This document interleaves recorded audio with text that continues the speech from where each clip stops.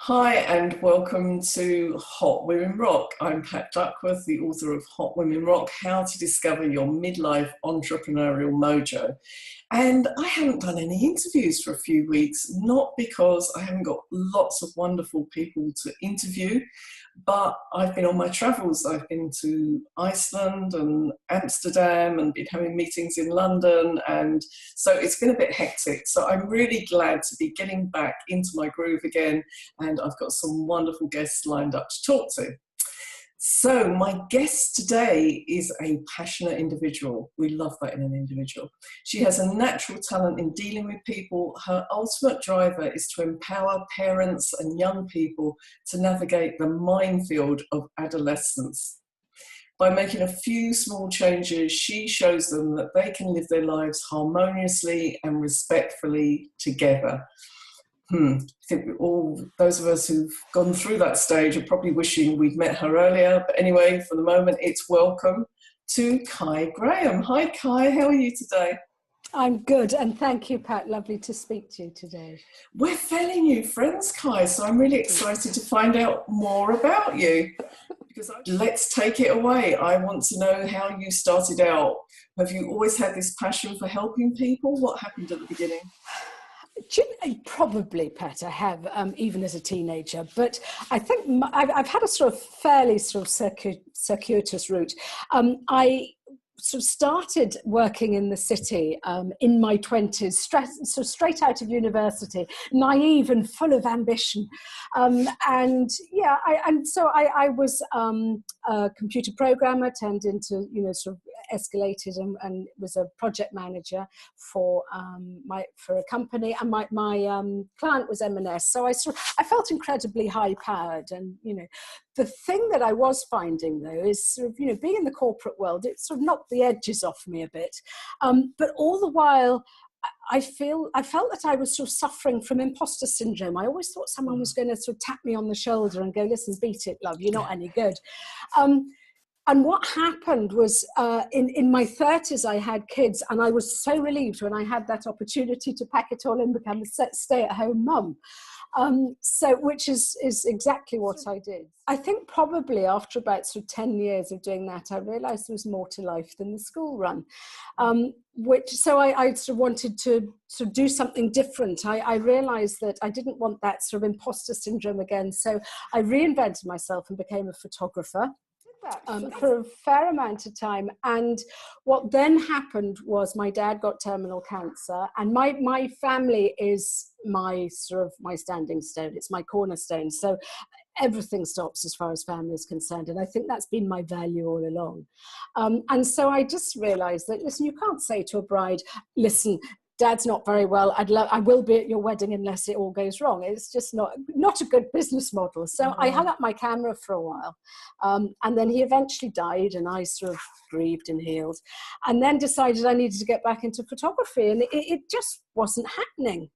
And I decided that I was an intelligent woman. I couldn't understand why I wasn't able to join the dots. So I sought help from a coach who basically said, "Love, I'll tell you exactly what's wrong.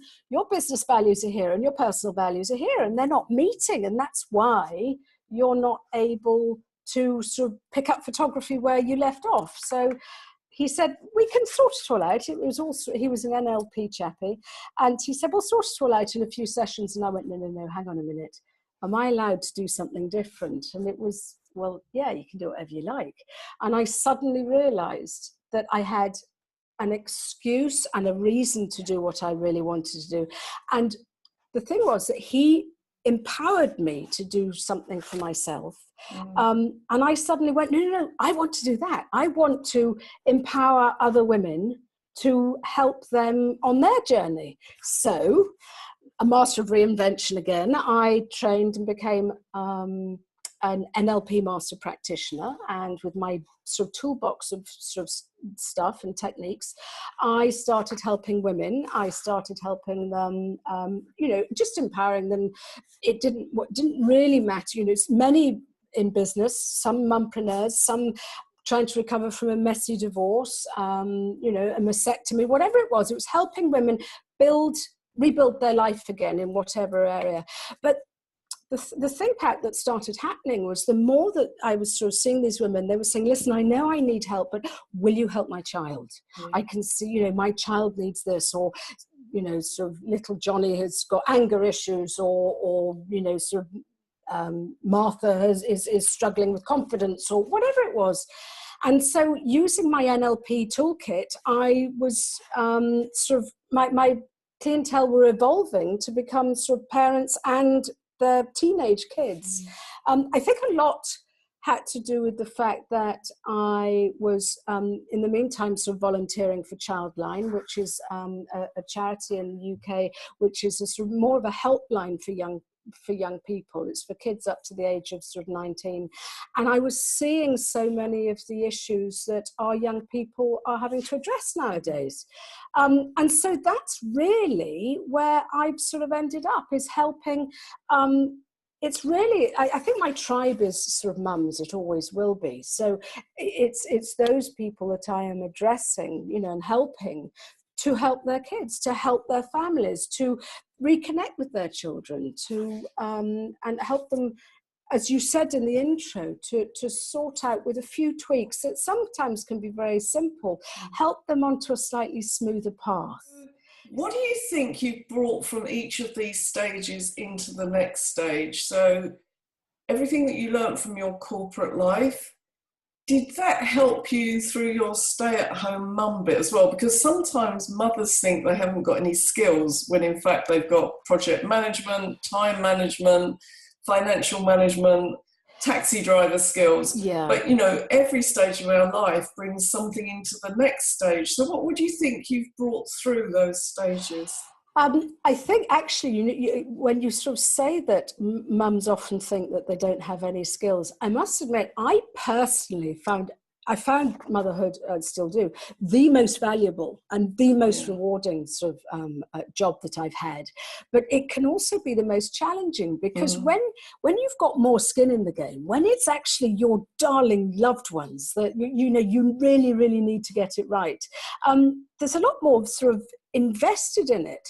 But as far as what did I bring to the game, I think the thing is, personally, what I found was it was very much a mindset.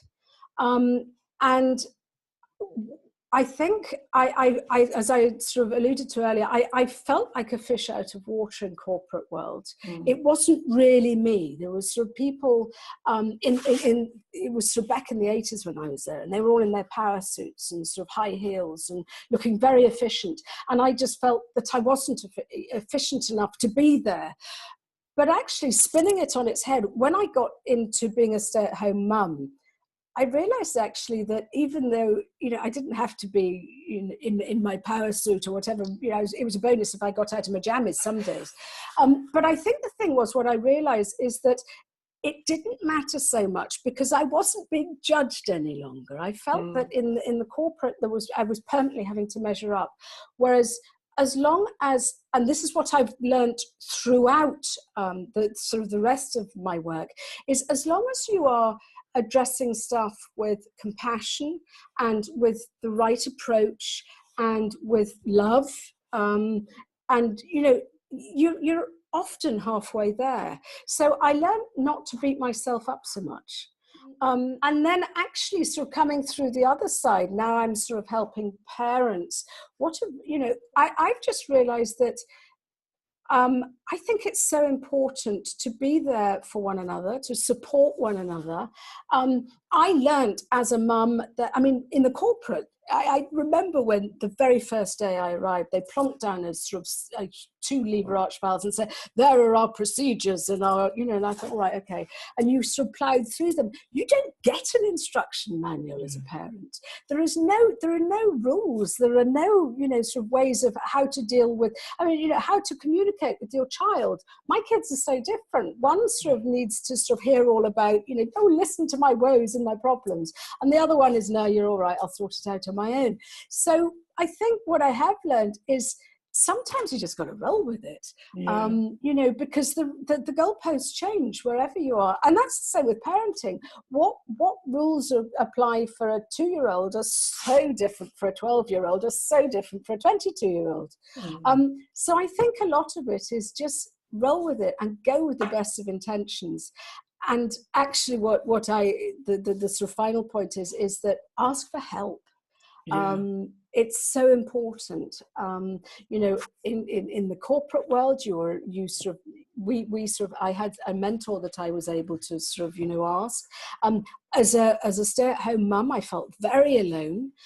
So we all used to sort of get together as coffee mornings and sort of stuff like that. In my photographer's world, I was permanently going on courses, trying to learn more, because I just sort of, you know, never felt I knew enough. And then what I'm finding now is that, especially coping with adolescents, many parents don't want to ask for help because their thought is, listen, I've been doing this long enough, I should know what I'm doing. But parenting is very different nowadays to when it was when we were young.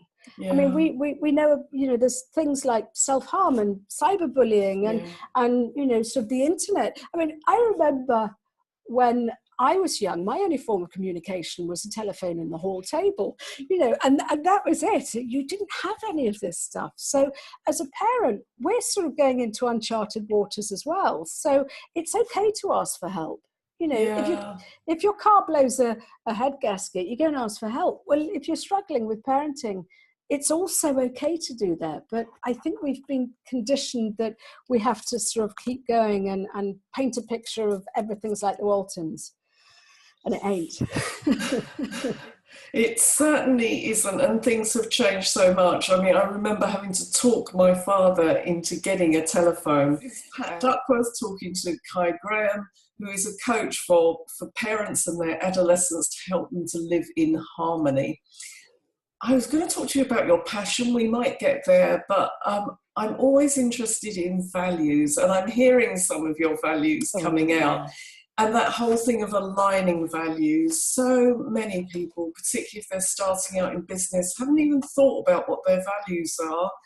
And sometimes you don't know what your values are until they get contravened and you start to feel bad and you know you're not doing the right thing. So if you're willing to share with us some of your values, I'm hearing one around family. So if you're willing to share, what would you say your core values are?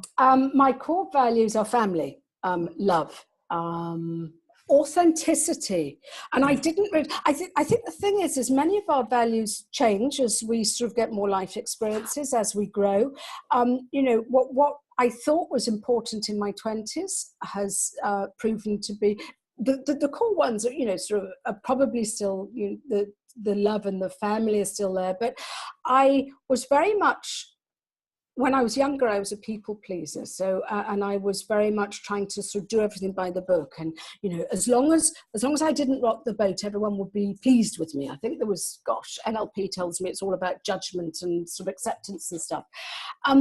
I do remember one of my dad's friends coming up to me when it was my 30th birthday, and he sort of, congratulations, well done. And I, oh yeah, thank you.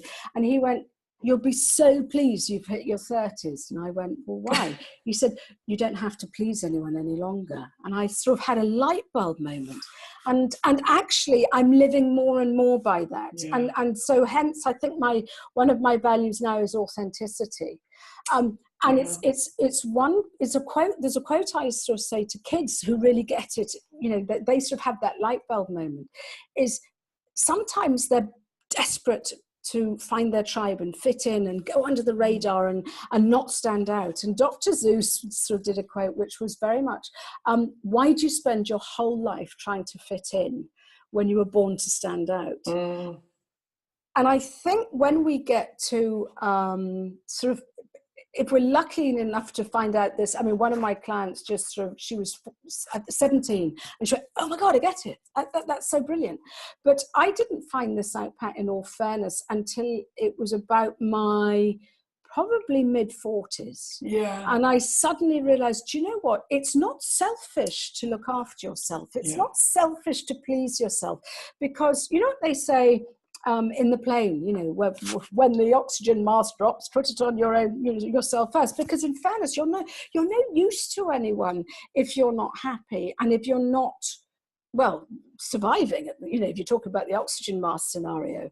And I think it doesn't matter if you're an entrepreneur, if you're or manager of a team, if you're sort of, if you're head of your household, or whoever you are, if you're just, not just, but if you're a child in your family, as long as you're looking after yourself and as long as your sort of well is full, then you can draw on it to support others. And I think that's so important. And it took me a long time to realize that. So authenticity is now a big one. And actually, I think the secret is to look after number one, because it's not selfish and everyone then gets the best of you rather than the crumbs. Yeah, there's a Buddhist saying that the best thing you can do for other people is to look after yourself. And I say that to my clients who feel like they might be being selfish. No, if you look after yourself, nobody else has got to do it for you. And I think that's really important, and something particularly for women at midlife who are thinking of making change. They've probably given a lot of the first part of their life to supporting other people. And this is their chance to do the thing that they really feel passionate about. So my next question is a new question I'm introducing because it's something I'm really interested in. How do you define success for you now in your business? What's your measure of success? Well, it's not what it should be. Should have been in the let's olden not use days. the should word. Exactly. It is, for me personally, it is being my true self. Yeah. And it's sort of, so it totally reflects, thank goodness, what I said sort of 5 minutes ago. It is very much living to the values and beliefs that are important to me. It doesn't matter what other, so someone said to me, but there are loads of other coaches out there. And I went, yeah, and I'm doing it my way. And it's a bit like Marmite. If people don't like you, that's okay, because there's lots of other people that do. Yeah, and I think that's something for new business owners to learn, is it doesn't matter if there's lots of other people. The people who like you will find you. Yeah. If I go networking and there are other therapists in the room, I don't care. Because I'm not going to be for everybody. I know that. And, they're going to appeal to some people, and that's fine. And, if you get into that, there's too many like me, you're going into that lack mindset instead of the abundance mindset. I mean, for heaven's sake, there's enough teenagers with problems to keep you oversupplied for years. Why would you worry about anybody else doing it? No, you're quite right. And you touched on it, because I remember my very first networking meeting. I walked in and I just thought everyone was going to be sort of how I left the workforce. I thought they were all going to be sort of, the power suit, and everything had moved on. And I started speaking to one of the girls, and I sort of said, listen, this is my first networking event, so, I have no idea what to do here. And she went, oh, snap. And so that was wonderful. And she sort of said, and I'm terrified because I've just qualified as a life coach and I don't know what to do because there's so many other people with more experience. And I just thought, you're so refreshing. And I'd come to you. And so we started chatting to realize, do you know what it is? And we rely on networking and working with people that we like, and people that have the same values as us, and people that we get on with. And so the point is that my view is, as long as you like the person, and okay, it's a given they've got the credentials, as long as you like them, then you're halfway there. And so it's all about nurturing relationships rather than saying I've got 5 certificates and they're all on the wall, and that's personally how I feel. No, that's so important. That whole bit around, you get a sense whether somebody's got the same values as you. And once you've built rapport with them, it doesn't matter what their business is. You could meet 5 accountants and think, well, I could go with any one of these. But you know what? I don't really like 4 of them, and I'd rather work with the one that I do. And it's a simple, we are human beings, and we like to form relationships with people. So Cai, this has been so much fun, and I'm so glad I've got to know you even more now, and I can't wait till the next time I meet up with you, because hopefully that won't be for too long. But for the people watching, if they want to get to know you more and find out more about you, how can they do that?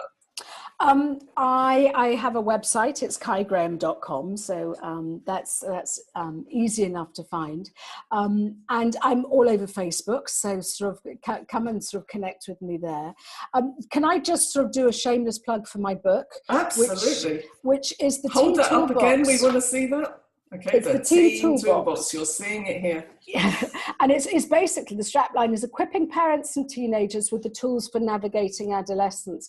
And it's just quite interesting, based on what we've just said. There's a chapter in there which is about values, and it sort of helps us as parents to sort of, work out and go, listen, where am I going here, and am I doing the right thing? Because once, it's that old phrase, know thyself, and once you know that who you are and what you're doing, then actually the rest of it is sort of slots into place, and we might not know exactly what we're doing, but as long as we're doing it with a good heart, and also if you are sort of struggling as a parent, please come and join my Facebook group, which is Parents Teen Toolbox. So I can sort of welcome you there. I'm putting the link down here so that wonderful, thanks. So people can come and join you. Thank you so much. This has been great. And thank you to everybody watching. I hope you've picked up some great lessons for this. Firstly, always when I'm talking to entrepreneurs, the evolution of their business, how they find where they're going. You don't have to get it right first time. You can just find what you really enjoy doing and redefine success as to something that suits you. And then those values, if you're not sure about your values, if nobody's ever really asked you about your values, then find somebody like Cai or myself, and we help you to discover your values so that you can live in alignment with them. And then that whole thing around authenticity, because people these days, they're craving authenticity. They see so much false news, so much false information. The images they see have all been touched up. We haven't been touched up, if that's not sure that's the right thing to say, but we haven't been touched up. Not today, anyway. But, finding something where you are authentic, and then the people that you want to work with will be drawn to your authenticity. People who don't like that, that's fine, they can find somebody else. So don't think you have to appeal to everybody. So I hope those are some good lessons that you've learned today. Keep watching out, because I'm going to be interviewing some more wonderful people for Hot Women Rock. Take care now.